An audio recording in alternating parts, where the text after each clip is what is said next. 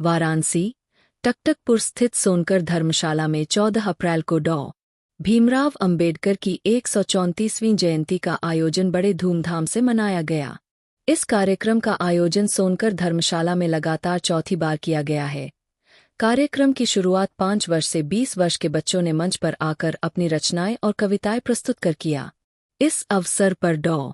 भीमराव अंबेडकर की 134वीं जयंती कार्यक्रम में मुख्य अतिथि डॉ. लक्ष्मण सिंह शल्य चिकित्सा भू. डॉ. के.वी. आनंद विभागाध्यक्ष शल्य विज्ञान यूपी कॉलेज, डॉ.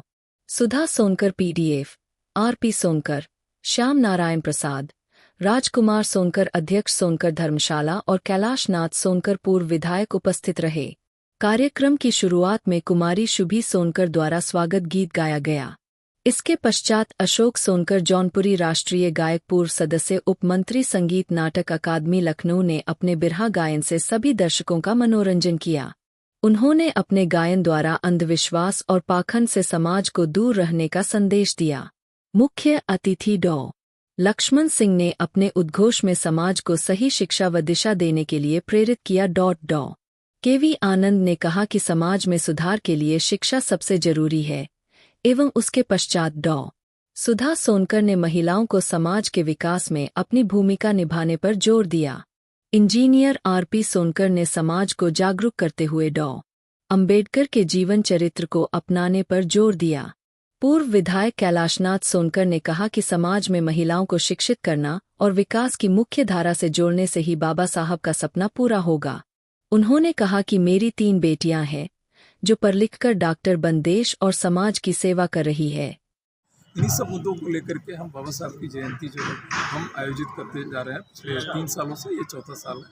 तो हमारी कोशिश ये है कि समाज के जो भी कुरीतियां हैं, जो भी गलत चीज़ें चल रही हैं, उसके ऊपर हम जागरूक करें समाज को। सर, आपका जो कार्यक्रम है उसमें जो महिलाओं का क्या योगदान है और आपके टीम में किस प्रकार से? महिलाओं का हमारा जो प्रयास है कि छोटी बच्चियों का या जो लेडीज़ हैं उनमें जैसे अंधविश्वास बहुत है हमारे समाज में, आप शायद जानते होंगे, और उस अंधविश्वास की वजह से हम काफ़ी पीछे हैं कई क्षेत्रों में। आप जानते हैं कि बाबा साहब ने कहा कि जिस समाज की महिलाएं शिक्षित हैं वो समाज काफ़ी आगे बढ़ता है। कौन टीम में है? महिलाओं में कौन टीम में? महिलाओं में हमारे साथ में सपना सोनकर है जो उदय प्रताप कॉलेज में प्रवक्ता है, वो बच्चों का कार्यक्रम आयोजित करने जा रही हैं। इसके अलावा और लेडीज जो डॉक्टर सुधा सोनकर हैं जो पोस्ट डॉक्टरेट हैं, हमारे समाज की बहुत शिक्षित महिला है, वो महिलाओं को मार्गदर्शन करेंगे। इस तरह से हमारी कोशिश है कि जो हमारी आधी आबादी है उनको काफ़ी जागरूक किया जाए। जितनी कोशिश है हमारी कि उनको अधिक से अधिक जागरूक किया जाए, क्योंकि महिलाओं से ही समाज आगे बढ़ता है। ये हमारी कोशिश है कि आधी आबादी को ज़्यादा जागरूक करें। तो इसी संदर्भ में हम काम कर रहे हैं और हमारी कोशिश है कि बच्चों को खास तौर से शिक्षा के क्षेत्र में, जैसा बाबा साहब ने कहा है कि एजुकेट, शिक्षित बनो। और एक और इसमें हम जोड़ना चाहते हैं कि बच्चों में, जैसे हमारे बच्चों में अंग्रेजी का अभाव रहता है, बच्चे अंग्रेजी के विषय में ज़्यादा, अधिकांशतः बच्चे कमज़ोर होते हैं, तो उस विषय पे भी हम मार्गदर्शन करने वाले हैं कि बच्चों को अंग्रेजी शिक्षा भी जरूरी है। तो इन सारे मुद्दों पर हम जो भी है वर्तमान में जो चल रहा है, इन सभी विषयों पर हम काम करेंगे, कोशिश कर रहे हैं। धन्यवाद, बहुत बहुत छोड़ जाइए।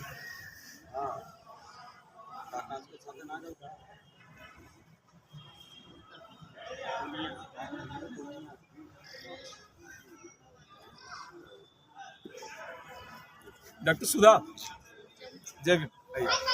आइए बेटे भाई,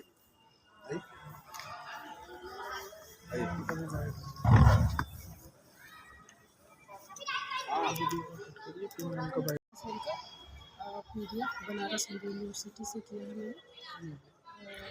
शिक्षा के बारे में और महिलाओं के बारे में, ये 2 चीज़ जैसा कि बाबा साहब ने बताया है कि बिना शिक्षा के कोई भी समाज आगे नहीं बढ़ सकता है। एक महिला जब शिक्षित होती है तो अपने पूरे परिवार को शिक्षित करती है, जबकि अगर एक पुरुष शिक्षित होता है तो स्वयं को ही शिक्षित करता है।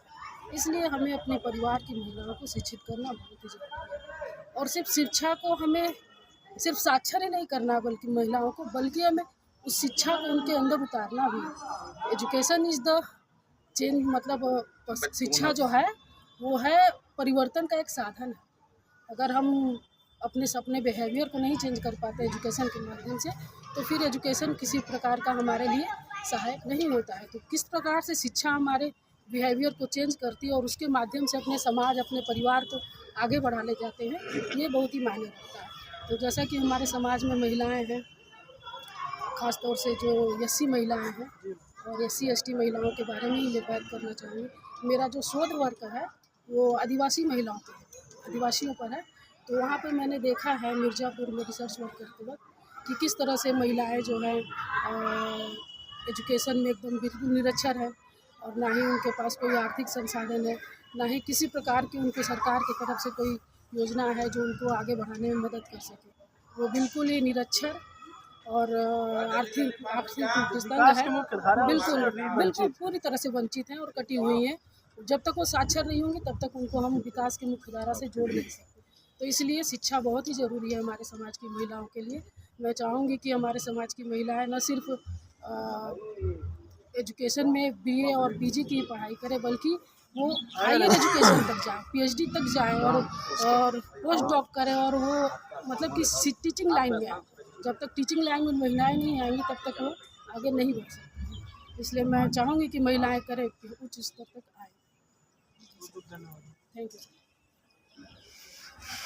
धन्यवाद। हमारे अतिथियों का आगमन लगातार हो रहा है। बहुत जल्द ही हम कार्यक्रम का आगाज करेंगे। आज का कार्यक्रम शुरू करने से पहले सर्वप्रथम मैं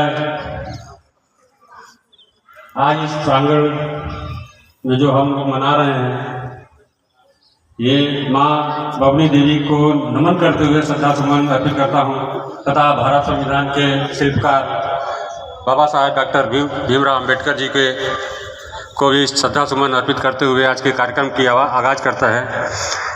एक 2 लाइन बाबा साहब के लिए